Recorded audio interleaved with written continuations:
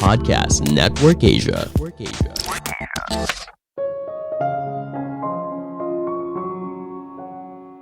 Hidup yang bahagia tidak berasal dari pilihan yang mudah, tapi dari pilihan sulit yang kita ambil setiap harinya. Halo semuanya, nama saya Michael. Selamat datang di podcast saya, Sikutu Buku. Kali ini saya akan bahas cara berani mengambil keputusan besar dalam hidup. Ini merupakan rangkuman dari video TED Talk Tim Ferriss yang berjudul Why You Should Define Your Fears Instead of Your Goals dan diolah dari berbagai sumber. Kadang pilihan yang sulit merupakan hal yang perlu kita lakukan untuk hidup yang lebih baik. Kita seringkali memilih tidak melakukan apa-apa karena kita takut akan perubahan. Kita tidak berani meminta promosi karena takut dianggap sebagai karyawan yang buruk. Semua ketakutan itu ternyata bisa menghambat kita mencapai hal besar dalam hidup. Sebelum kita mulai, buat kalian yang mau support podcast ini agar terus berkarya, caranya gampang banget. Kalian cukup klik follow. Dukungan kalian membantu banget supaya kita bisa rutin posting dan bersama-sama belajar di podcast ini.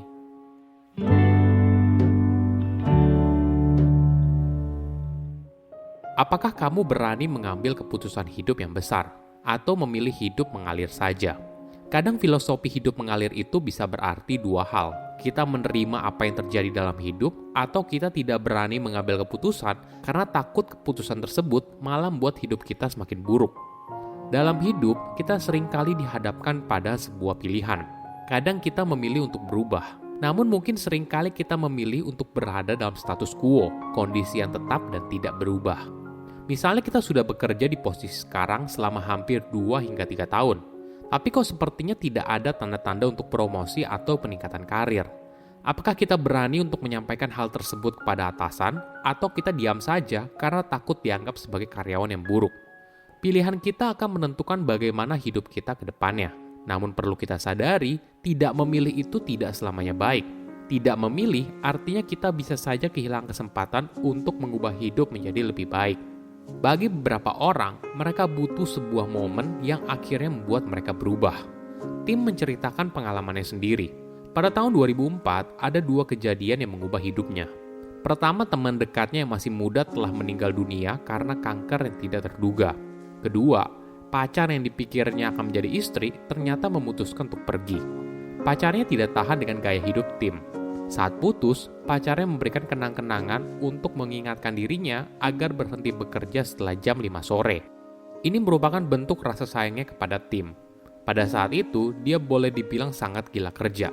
Tim bekerja 14 jam sehari, 7 hari seminggu. Dia bekerja mati-matian untuk membangun bisnis pertamanya. Hingga suatu hari, dirinya menjadi semakin lelah dan dia menemukan sebuah pencerahan. Untuk mengubah hidupnya, Tim mulai melakukan sebuah latihan yang disebut sebagai premeditatio malorum. Dalam bahasa sederhananya, ini merupakan latihan visualisasi tentang skenario terburuk secara detail. Skenario ini berisi hal apa saja yang kamu takutkan sehingga kamu tidak berani melangkah. Tim lalu menuliskan semuanya ke dalam 3 lembar kertas. Dia menyebut latihan ini sebagai fear setting, mirip seperti goal setting, tapi fokusnya pada hal yang menjadi ketakutan terbesar dalam hidup. Mungkin kamu juga bisa coba hal ini.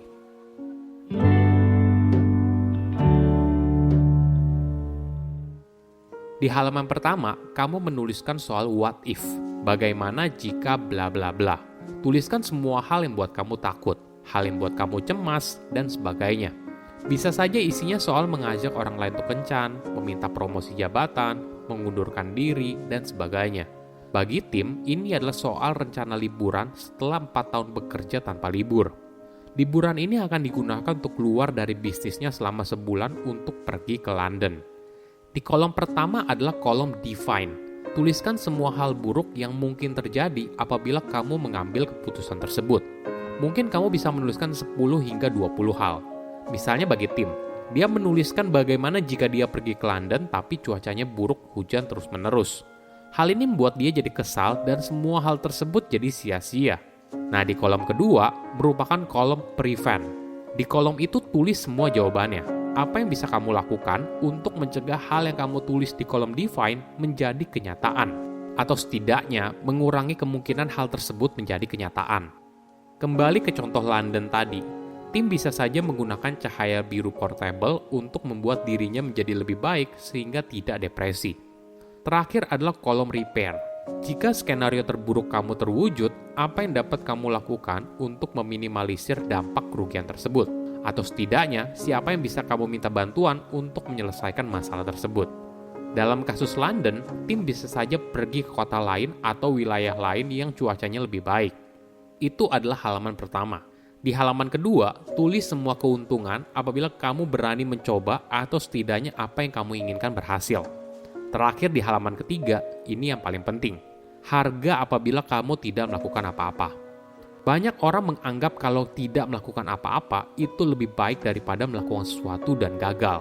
Namun yang kadang luput adalah diam tidak melakukan apa-apa itu juga merugikan. Misalnya kamu tidak mencoba hal baru, tidak berani meminta kenaikan jabatan, tidak mencoba mencari peluang kerja di tempat lain. Bagaimana hidup kamu setahun ke depan, 3 tahun ke depan? Coba tuliskan secara detail dalam hal emosional, keuangan, dan fisik. Ketika tim melakukan hal ini, dia baru kaget atas kondisinya saat itu. Dia dalam pengaruh obat-obatan karena sering mengalami stres yang tinggi. Bisnisnya juga berada di ujung tanduk. Hubungan percintaan yang gagal, tim juga sadar kalau dia tidak melakukan apa-apa bukanlah pilihan yang bijak. 3 halaman itu membantu dia untuk memantapkan pilihannya mengambil liburan panjang ke London. Ketika dijalani, skenario terburuk yang awalnya ditulis ternyata tidak kejadian. Tim akhirnya memperpanjang perjalanan tersebut hingga 1,5 tahun untuk berkeliling dunia dan kemudian menjadi penulis buku.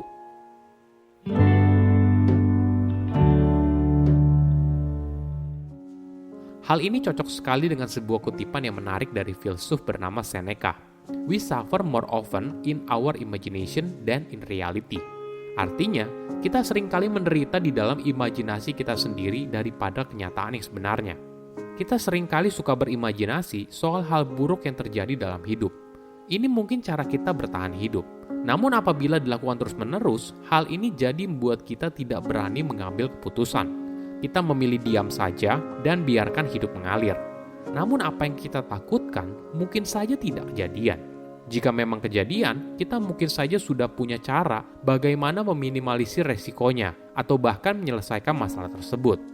Kita lebih menderita di imajinasi daripada di dunia nyata.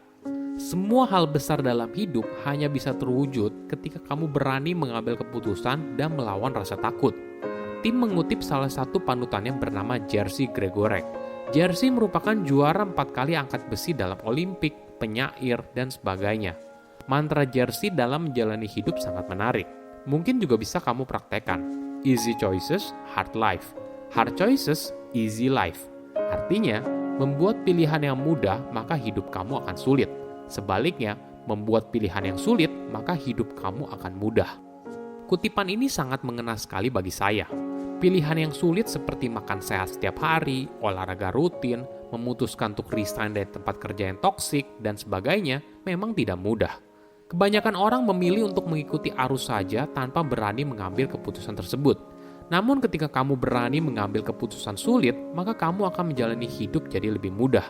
Misalnya hidup sehat karena olahraga rutin dan makan sehat, stres yang rendah dan motivasi kerja tinggi setelah keluar dari lingkungan kerja yang toksik, dan sebagainya. Oke, apa kesimpulannya? Pertama, tidak mengambil keputusan bukanlah pilihan yang bijak. Seringkali kita takut mengambil keputusan besar karena memilih untuk cari aman. Namun perlu kita sadari, tidak memilih itu tidak selamanya baik. Tidak memilih artinya kita bisa saja kehilangan kesempatan untuk mengubah hidup menjadi lebih baik. Kedua, pilihan yang sulit, maka hidup kamu akan mudah. Hidup yang bahagia tidak berasal dari pilihan yang mudah, tapi dari pilihan yang sulit. Apabila kamu ingin punya uang banyak, tubuh yang sehat, otak yang cerdas, semua ini tidak didapatkan dari pilihan yang mudah, tapi dari pilihan sulit yang kamu putuskan setiap harinya. Ketiga, kita seringkali menderita dalam imajinasi kita sendiri daripada kenyataan yang sebenarnya. Kita seringkali suka berimajinasi soal hal buruk yang terjadi dalam hidup. Mungkin ini adalah cara kita untuk bertahan hidup. Namun apabila dilakukan terus-menerus, hal ini jadi membuat kita tidak berani mengambil sebuah keputusan. Kita memilih diam saja dan biarkan hidup mengalir. Namun apa yang kita takutkan mungkin saja tidak kejadian. Jika memang kejadian, kita mungkin saja sudah punya cara bagaimana meminimalisir resikonya atau bahkan menyelesaikan masalah tersebut. Alhasil, kita lebih menderita di imajinasi daripada di dunia nyata. Silahkan komen di kolom komentar pelajaran apa yang kalian dapat ketika tahu informasi ini. Selain itu, komen juga mau tahu informasi apa lagi yang saya review di video berikutnya. Saya undur diri, jangan lupa follow podcast Sikutu Buku. Bye-bye.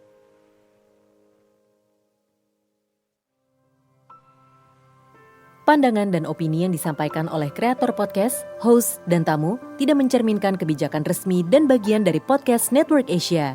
Setiap konten yang disampaikan mereka di dalam podcast adalah opini mereka sendiri dan tidak bermaksud untuk merugikan agama, grup etnik, perkumpulan, organisasi, perusahaan, perorangan, atau siapapun dan apapun.